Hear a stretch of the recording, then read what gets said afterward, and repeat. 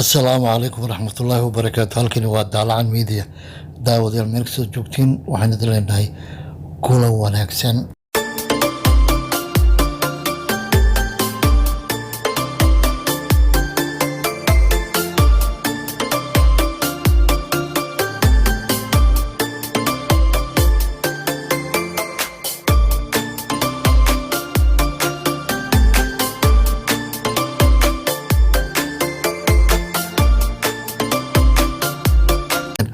xubinteena warka waxaynu ku soo qaadanaynaa dowladaha Soomaaliya Masar oo ka wada hadlay xoojinta iskaashiga dhanka difaaca.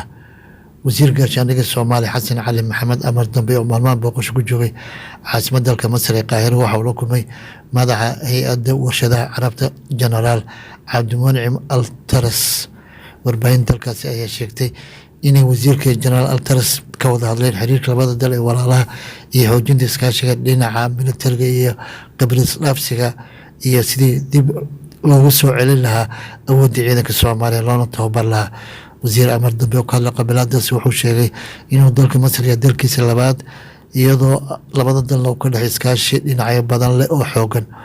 madaxa hay-adda warshadaha carabta Generaal Cabdimuncim Altaras oo isagana ka hadlay qabiiladaasi wuxuu tilmaamay inay dowladda Masar daneyneyso iskaashiga walaalaha Afrika iyadoo siyaasadda madaxweynaha Masar Cabdifataax al-Siisi tahay in iskaashi wadajir ah lala yeesho dalalka Afrika gaar ahaan dhanka maalgashiga iyo ammaanka. daawadayaal xubintan warka waa naga taa waxaad kala socoteen daalacan media.